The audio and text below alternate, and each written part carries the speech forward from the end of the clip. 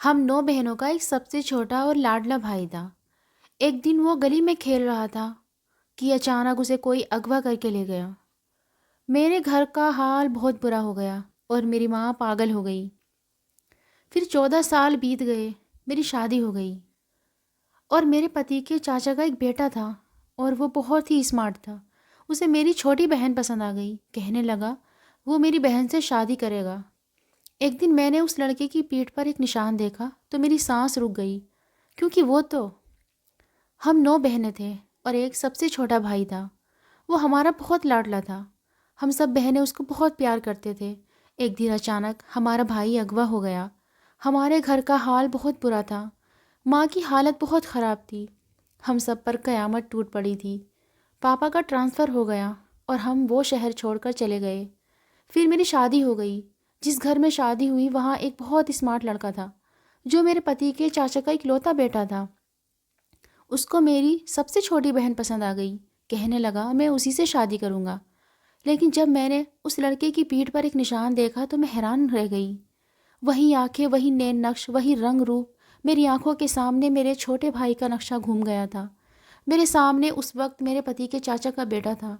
उसकी फैमिली अभी अभी विदेश से वापस आई थी। वो मेरे पति के साथ बैठा बातें कर रहा था। सब लोग बातों में बिजी थे, लेकिन मेरी नज़रें सिर्फ उसी पर टिकी हुई थी कि अचानक दीदी मुझे ढूंढ लो, मैं कहाँ हूँ। 9 साल के वंश की आवाज़ मेरे कानों में गूंजने लगी। हम 9 बहनें थीं और वंश हमारा एक ही भाई था, जो 8 बहनों के बाद बड़ी मिन्नतों से पैदा हुआ था। और वंश से छोटी एक बहन तनु थी, जो उससे 1 साल छोटी थी। बहनों में मेरा नंबर तीसरा था। हम सब बहनें अपने भाई को बहुत प्यार करते थे। हर वक्त हम वंश के नखरे उठाते रहते, लेकिन न जाने क्यों हमारी खुशियों को नज़र लग गई थी। ये उन दिनों की बात है जब वंश 9 साल का था। वो गली में खेलने चला जाता था और जब घर लौटता तो खूब मिट्टी से भरा होता था। मैं उसे नहला धुलाकर साफ कपड़े पहना देती। बड़ी बहन उसे खाना खिलाती और मेरी तो जान बसती थी उसमें। शाम को हर रोज़ मेरे साथ छुपन छुपाई खेलता था और मुझसे कहता दीदी मुझे ढूंढ लो। मैं उसे ढूंढते रह जाती, लेकिन वो मुझे कहीं नहीं मिलता था। फिर जब मैं थक हार कर बैठ जाती तो मेरे सामने आकर खड़ा हो जाता और कहता दीदी मैं आ गया। उसके मासूम से चेहरे पर मुझे जी भरकर प्यार आता था। मैं उसे अपने साथ गले लगाकर खींच लेती। दीदी एक गिलास पानी मिलेगा। सामने बैठा मेरे पति के चाचा के बेटे ने मुझसे पानी मांगते हुए दीदी ही कहा। मुझे लगा मेरा सगा भाई है, मेरे सामने आ गया। मैं उस समय 24 साल नौजवान को देखकर कभी शक न करती, लेकिन जो बात मेरे लिए हैरान करने वाली थी वो यह थी कि वो बहुत गोरा था, जबकि मेरे ससुराल वाले सब बहुत ही काले थे। मेरे सास ससुर चाचा चाची सबका ही रंग दबा हुआ था, यहाँ तक कि मेरे पति और मेरे एक देवर भी काला था। लेकिन उनके चाचा का बेटा तो देखने में बिल्कुल हीरो लगता था। कोई देखे तो कह नहीं सकता था कि वो स्मार्ट सुंदर सा लड़का चाचा का बेटा था। मेरे पति का जब मेरे लिए रिश्ता आया तो मेरी बहनों को बस इन सब के काले रंग से ही परेशानी थी, क्योंकि हम सब बहनें गोरी और खूबसूरत नैन नक्श वाली थी। लेकिन मनीष पढ़े लिखे और अच्छे पोस्ट पर नौकरी करते थे, इसलिए मुझे कोई परेशानी नहीं थी। मैं उनके साथ बहुत खुश थी। अगर इंसान की सोच सोच अच्छी हो तो रंग कौन देखता है। मैं बहुत खुश थी उनके साथ में। मैं उस लड़के के लिए पानी लेने किचन में जाने लगी, लेकिन मेरे कदम उस वक्त रुक गए जब चाची ने अपने बेटे को वंश कहकर पुकारा। कहने लगी वंश बेटा, पहले नहा धोकर फ्रेश हो जाओ, फिर बातें करना। मैं उस लड़के का नाम सुनते ही पलटी थी। वंश वंश तो मेरे भाई का नाम भी था। अगर हमारा भाई हमारे पास होता तो बिल्कुल ऐसा ही दिखता। 14 साल पहले हम पर कयामत टूट पड़ी थी जब एक दिन वो गली में खेलने गया तो लौट कर ही वापस नहीं आया। जब उसे काफ़ी देर हो गई तो मैं और मेरी बहनें उसे ढूंढने बाहर गली में चले गए, लेकिन वो हमें कहीं नज़र नहीं आया। मैंने गली में खेलने वाले बच्चों से पूछा कि वंश कहाँ है, तो बच्चे कहने लगे कि पता नहीं। एक औरत आई थी और कहने लगी मेरे साथ चलो, तुम्हें मैं चॉकलेट खिलाऊंगी, और वो उसके साथ चला गया। हम तो ये सुनते ही परेशान हो गए थे। मेरी माँ ने मोहल्ले का कोई घर नहीं छोड़ा, लेकिन वंश कहीं नहीं मिला। पापा ने पुलिस को रिपोर्ट भी लिखवाई, लेकिन फिर भी कोई हल ना निकला। मेरी माँ तो शुरू में अपना दिमागी हालत खो बैठी थी। वंश को पुकारते हुए बाहर गली में निकल जाती थी। वंश की उम्र के बच्चों को पकड़ पकड़ कर प्यार करने लगती थी और कहती रहती तुम ही मेरा वंश हो। अपनी माँ की हालत देखकर हम रोने लगते। मुझे भी यही लगता था कि वंश कहीं पर छुपा हुआ है, अभी कुछ देर बाद मेरे सामने आएगा और कहेगा कि दीदी मैं आ गया। लेकिन यह तमन्ना कभी पूरी नहीं हो सकी। माँ की बिगड़ती हालत को देखते हुए पापा हमें मुंबई ले गए। वंश का दुख सबके दिलों में कभी भी पुराना नहीं हो सका था।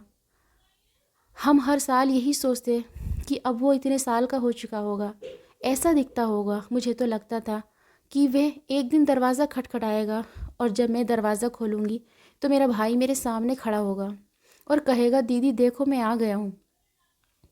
कई आंसू मेरी आंखों से गिरे थे। मैं किचन में खड़ी थी, बाहर किसी बात पर सब हंस रहे थे और मैं पिछली बातों को याद करने लगी थी। खैर मैं कुछ संभली और उस लड़के को पानी पिला दिया और रात के खाने की तैयारी करने लगी। खाना पकाते हुए भी मेरे दिमाग पर वही एक लड़का सवार था जो मेरे ज़ख्मों को दीदी कहकर फिर से हरा कर रहा था।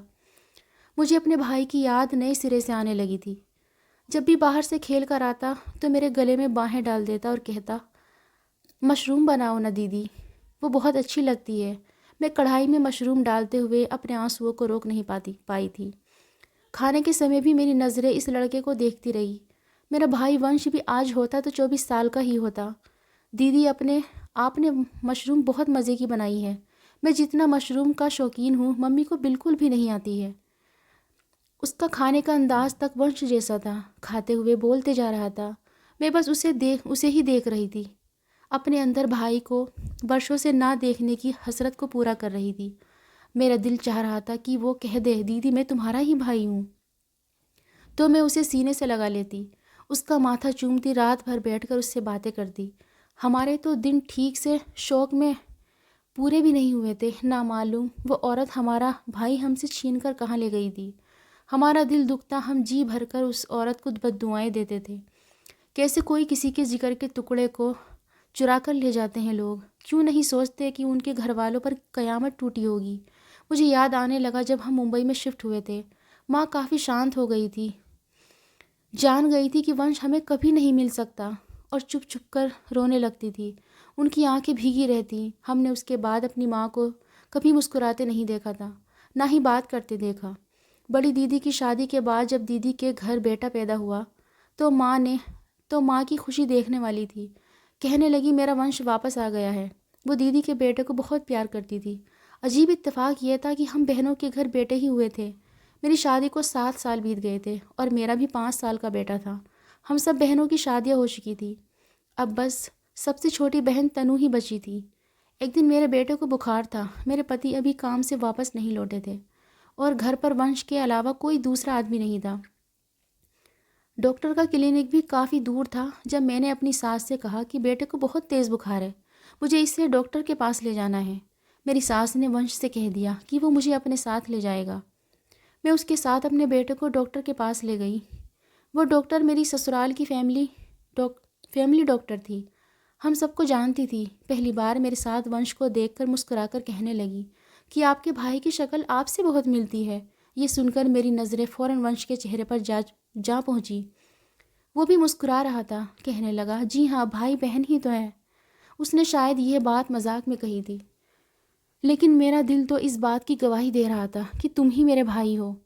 वापसी पर भी वो मुझे हंसते हुए ये कहता रहा कि दीदी आप भी मेरी तरह खूबसूरत होना, इसलिए सबको देखकर धोखा होने लगता है कि हम भाई बहन हैं। खैर आप मेरे लिए बड़ी बहन जैसी ही हैं। वो काफ़ी बातें करता था, बहुत जल्दी घुलने मिलने वाला था। एक बार तो कुछ ऐसा हुआ कि मेरे पैरों तले से ज़मीन निकल गई। मैं वंश को नाश्ते के लिए बुलाने उसके कमरे में गई तो वो शायद नहा कर आया था। टी शर्ट पहनने लगा, लेकिन जब वो टी शर्ट पहन रहा था उसकी पीठ के पास निशान देखकर तो मेरे होश उड़ गए। मुझे होश तक नहीं था कि मेरा उसके कमरे में इस वक्त मौजूद होना गलत बात है। मुझे देखकर वो कुछ हड़बड़ा सा गया। मैं उसके पास आई तो वो बुरी तरह से घबरा गया, जबकि मैं यूँ कभी अपने देवर के कमरे में भी नहीं जाती थी। लेकिन वंश मेरे लिए कुछ और ही दर्जा रखता था। मैं उसमें अपने खोए हुए भाई को ढूंढ रही थी। कहने लगा दीदी आप जाइए, मैं थोड़ी देर में आता हूँ। मुझे इस बात की कोई परवाह तक नहीं थी कि वो मुझसे क्या कह रहा था। मैंने कहा तुम्हारी पीठ पर यह निशान कैसा है, क्या चोट लग गई थी? वो कहने लगा नहीं, ये तो शुरू से ही है, शायद पैदाइश ही हो। मुझे कुछ याद नहीं है। मेरे बहते हुए आंसू देखकर वो कुछ हैरान सा हो गया। मैंने कहा, मेरा छोटा भाई बिल्कुल तुम्हारे जैसा होता अगर वो बचपन में गायब ना हुआ होता। माफ़ करना, लेकिन मैं जब तुम्हें देखती हूँ मुझे मेरा भाई याद आने लगता है। उसकी पीठ पर भी ऐसा ही निशान था। इसलिए जब मैंने तुम्हारी पीठ पर भी वैसा ही निशान देखा तो यूं मैं बिना इजाज़त तुम्हारे कमरे में आ गई। मेरी बात सुनकर वो गहरी सांस भरकर बोला, ऊपर वाला आपको सब्र दे। मुझे आप अपना छोटा भाई ही समझे कि ऊपर वाले ने आपको आपका भाई लौटा दिया है। मेरे सर पर प्यार से उसने किसी भाई की तरह हाथ रखकर कहा। फिर वो मेरा और भी ज़्यादा ध्यान रखने लगा। मुझे अब दीदी कहते हुए उसका मुंह नहीं थकता था। यूं ही समय बीत रहा था जब एक दिन मैंने कुछ सुन लिया जिसका मैंने सोचा भी नहीं था। एक बार अपनी सास के कमरे में मैं उन्हें चाय देने गई तो वो चाची से कह रही थी, सुनीता, वंश तुम्हारा सगा बेटा बिल्कुल नहीं लगता है। जवाब में चाची हंसकर कहने लगी, भाभी, मेरे घर औलाद जो नहीं थी और मुझे बेटे की बहुत ख्वाहिश थी, इसलिए मैं वंश को अगवा करके लाई थी। बस हो गई, आपको तसल्ली। हर वक्त मुझे आप यही सुनाती रहती हो। यह सुनकर तो मेरे हाथ से चाय का कप गिर गया और गिरते ही टूट गया। ये सुनकर ही मेरा सर बुरी तरह से चकरा गया था। मेरी आंखों के सामने फिर से वही नज़ारा घूमने लगा। मुझे किसी बच्चे ने यह कहा था कि वंश को एक औरत अपने साथ ले गई है। मैं वहीं बेहोश होकर गिर गई थी। मुझे होश आया तो मुझे मालूम हुआ कि मैं फिर से माँ बनने वाली हूँ। डॉक्टर ने मुझे बेड रेस्ट करने को कहा। मुझे उस वक्त इस बच्चे की कोई खुशी नहीं थी। मेरा दिमाग तो अपनी चाची सास की बात पर अटका हुआ था। मुझे लगा मेरे अंदर सिले हुए ज़ख्म फिर से खुल गए हैं। मेरा हर ज़ख्म ताज़ा हो गया। दर्द की ठेस फिर से उठने लगी थी। अगर यह बात चाची ने मजाक में कही थी तो मेरी जगह कोई भी सुनता तो सच्ची मान लेता और मैंने सचमुच अपने भाई खोया है। फिर उसकी पीठ पर वो काला निशान भी वंश की पीठ जैसा था। दिन ब दिन मेरा शक यकीन में बदलने लगा था। मेरी तबीयत देखकर मेरे पति ने मुझे ये कहा कि मैं तनु को कुछ दिनों के लिए आपके पास बुला लूँ। वो कहने लगे कि अगर चाचा चाची ना आए होते तो मुझे मायके भेज देते, लेकिन मैं मेहमान के होते हुए मेरा मायका जाना सही नहीं है। मैं खुद भी जाना नहीं चाहती थी। वंश की सूरत में मुझे मेरा छोटा भाई नज़र आता था। मैंने तनु को अपने पास बुला लिया। अब मेरी काफ़ी जिम्मेदारी कम हो गई थी। तनु हम सब बहनों में सबसे ज़्यादा सुंदर थी और कोई कोई एक बार भी उसे देख लेता तो नज़रें झुकाना भूल जाता। कई बार मुझसे मेरी सास ने तनु के साथ मेरे देवर के लिए शादी के सिलसिले में दबे लफ्ज़ों में बात की थी, लेकिन तनु को अपनी सुंदरता पर बहुत नाज था। उसने मुझे साफ मना कर दिया था कि दीदी, मैं शादी किसी ऐसे लड़के से करूँगी जो मेरी तरह सुंदर हो। तनु मेरी देखभाल भी करती थी और किचन भी संभालती थी। एक बार मैं हॉल में बैठी थी, तनु भी वहीं थी और वंश भी वहीं टीवी देख रहा था। तभी मैंने वंश से चुपके से पूछना चाहा कि 9 साल से पहले की कोई बात उसे याद तो होगी। उसी से मुझे अंदाज़ा हो जाएगा कि वो कौन है। मैंने कहा, वंश, तुम्हें बचपन में क्या खेलना पसंद था? कहने लगा, छुपन छुपाई। यह सुनकर मेरा दिल धक धक से रह गया, क्योंकि मेरे भाई को भी ये खेल पसंद था। मैंने कहा, तुम्हें दुख तो होता होगा, तुम बचपन से अकेले हो, कोई तुम्हारा दूसरा भाई बहन नहीं है। बचपन में तुम अकेले ही खेलते होंगे, तब तो बहुत बुरा लगता होगा ना। मेरी बात सुनकर वो हंसने लगा। कहने लगा, मुझे 9 साल से पहले का कुछ भी याद नहीं है, क्योंकि मैं एक कार के नीचे आ गया था और मेरे सर में चोट लग गई थी। मेरी जान तो बच गई थी, लेकिन मैं अपना बचपन भूल गया। मैं तो अपनी मम्मी पापा को भी नहीं पहचानता था। मुझे लगता था कि मैं गैरों के बीच में रहता हूँ। वंश की बात ने मेरे होश उड़ा दिए थे। एक दिन मेरी सास ने बताया कि मेरी सास और उनकी देवरानी की शादी एक साथ हुई थी, लेकिन बहुत साल तक देवर के घर कोई बच्चा नहीं हुआ और मेरी सास के 2 बेटे हो गए। फिर उनके देवर नौकरी के लिए कश्मीर चले गए और देवरानी देहरादून अपने मायके चली गई और वो प्रेग्नेंट थी। फिर पता चला कि उसका बेटा हुआ है, लेकिन इत्तेफाक ऐसा था कि 7 साल तक न देवरानी का दिल्ली आना हुआ और ना ही मेरी सास देहरादून गई। ये सुनकर मैं हैरान हुई। हमारा भाई भी तो देहरादून ही अगवा हुआ था। फिर मेरी सास कहने लगी कि जैसे ही मेरा देवर 7 साल बाद कश्मीर से लौटा तो पत्नी बेटे को भी साथ लेकर गया। मेरी सास ने पहली बार वंश को तभी देखा था जब वो कश्मीर जाने से पहले दिल्ली आया था। तब उसके सर पर पट्टी बंधी हुई थी, उसे चोट आई थी और वो गुमसुम कोने में बैठा रहता था। उस समय वो अपनी माँ को भी पहचानना भूल गया था। यह बात सुनकर मुझे अंदर से यह बात सता रही थी कि हो ना हो मेरे भाई को चाची ने ही अगवा करके अपना बेटा बनाया है और उसकी पिछली याददाश्त भी ख़त्म करवा दी है। ना जाने कैसे कैसे दिमागी अटैक मेरे भाई के सर पर करवाए होंगे। उसे तो कुछ भी याद नहीं है। मेरे भाई की पीठ पर एक पैदाइशी निशान था जो काले रंग का था। वंश की पीठ पर भी वही निशान मैं देख चुकी थी। वंश को जो चीज़ें पसंद थी वही चीज़ें मेरे भाई को भी पसंद थी। अभी तो मैं इन्हीं बातों में खोई थी कि तभी एक और धमाका हुआ जिसने मेरी सोचने समझने की शक्ति ख़त्म कर दी। जब मेरी चाची सास ने तनु का रिश्ता वंश के लिए मांगा, मैं तो गुमसुम उनकी शक्ल देखती रह गई। मैंने उन्हें साफ मना कर दिया कि तनु की शादी की बात कहीं और चल रही। जब तक मुझे ये पता नहीं चल जाता कि वंश कौन है, मैं कैसे तनु के लिए कोई फ़ैसला कर सकती हूँ। मैं पहले से काफ़ी बेहतर हो चुकी थी, इसलिए मैंने तनु को वापस जाने के लिए कह दिया। वो कुछ उदास हो गई थी। कहने लगी, दीदी आपने इस रिश्ते को झूठ बोलकर क्यों मना किया? मेरा तो कहीं भी रिश्ता तय नहीं हुआ है। मैंने कहा, तुम मुझसे बहस ना करो और जाओ यहाँ से। मैं ठीक हूँ, अब मैं अपना घर संभाल सकती हूँ। अगर तुम्हारे दिमाग में वंश को लेकर कुछ जज्बात हैं तो बेहतर है कि तुम उन्हें ख़त्म कर दो। मैं कभी भी तुम्हारी शादी वंश से नहीं होने दूँगी। मेरी कही हुई बातों के सामने वो कुछ न बोली और वापस चली गई। लेकिन अगले दिन मैं किचन में काम कर रही थी। जब वंश मेरे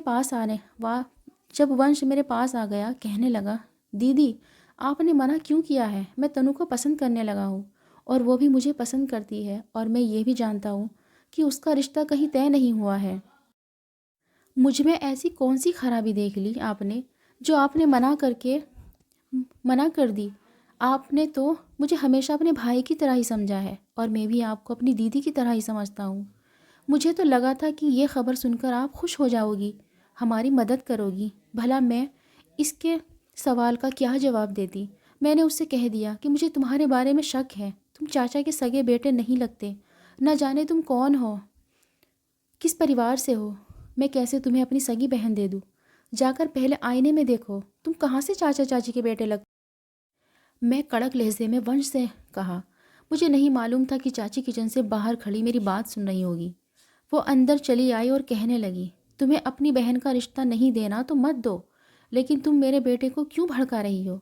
वंश मेरा सगा बेटा है। मैंने कहा, फिर वंश को अपना बचपन क्यों याद नहीं है? आपने झूठ बोला है कि आपका सगा बेटा है, जबकि ये आपका सगा बेटा है ही नहीं। मैं कब से बर्दाश्त कर रही थी, लेकिन अब बर्दाश्त मेरे बस की बात नहीं है थी, इसलिए मैं चिल्लाकर बोल रही थी। घर के दूसरे लोग भी जमा हो गए। मैंने उन लोगों से कहा, चाची ने वंश को देहरादून से अगवा किया था। यह मेरा सगा भाई है। मेरी बात सुनकर चाची रोने लगी। कहने लगी, तुम क्यों झूठ बोल रही हो? क्या ये मेरा ही बेटा है? मैंने कहा, ये कहाँ से आपका बेटा लगता है? किसी भी अजनबी से पूछ लीजिए, कोई नहीं मानेगा कि आपका बेटा है।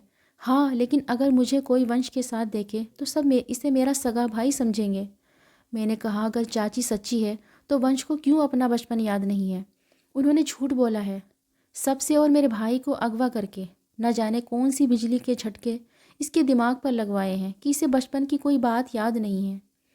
मैंने सारी निशानियां बताई तो सब लोग चुप हो गए। वंश भी गुमसुम सा खड़ा था। मैंने कहा, अगर ये वाकई मेरा छोटा भाई वंश है तो मैं कैसे इसके साथ अपनी बहन का रिश्ता कर सकती हूँ?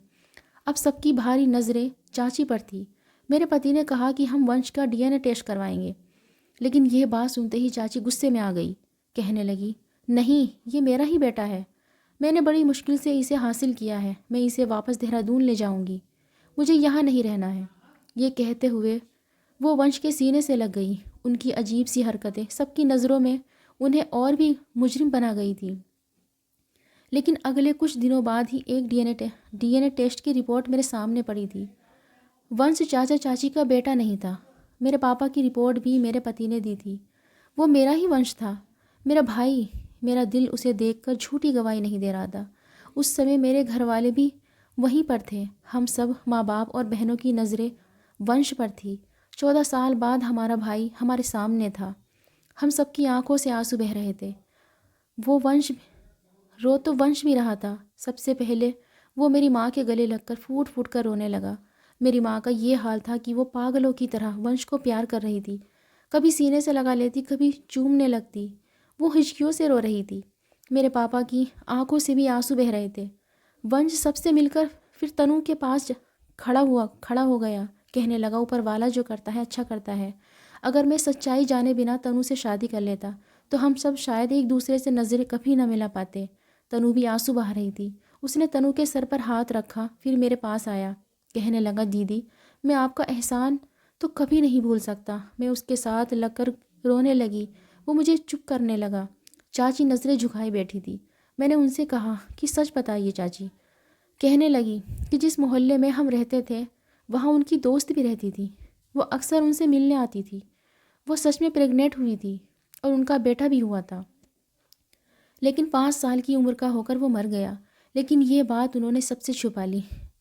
अपने मायके वालों से भी यही कहा कि ये बात उनके पति और ससुराल वालों को पता न चले, क्योंकि चाचा उनसे कश्मीर जाने से पहले कह चुके थे कि अगर उन्हें बच्चा नहीं हुआ तो वो दूसरी शादी कर लेंगे। और अब वो फिर से बेऔलाद हो गई थी। गली में वंश खेला करता था। जब भी वो अपनी दोस्त से मिलने जाती तो वंश को देखती रहती। जब उनका बेटा उनके पास नहीं रहा तो उन्होंने खुदगर्जी दिखाते हुए वंश पर नज़र रखना शुरू कर दी। 9 साल का जब वंश हो गया तो वंश की नज़रों में अजनबी नहीं रही। वो कुछ ना कुछ वंश को खिलाती पिलाती रहती थी। इसलिए जब उनके पति ने वापस आने का कहा तो वो वंश को बहला फुसलाकर अपने साथ ले गई। फिर इलेक्ट्रिक शॉर्ट लगवाकर उसकी पिछली सारी ज़िंदगी उसके दिमाग से मिटा दी और यही कहा कि वो उसकी माँ है, और अपने साथ देहरादून ले गई। लेकिन 24 साल बाद जब वंश वापस आया तो मैंने अपने भाई को पहचान लिया और मेरा भाई मुझे वापस मिल गया। उम्मीद करती हूँ आपको हमारी कहानी पसंद आई होगी। अगर आप इस चैनल पर नए हैं तो इस चैनल को ज़रूर सब्सक्राइब करें।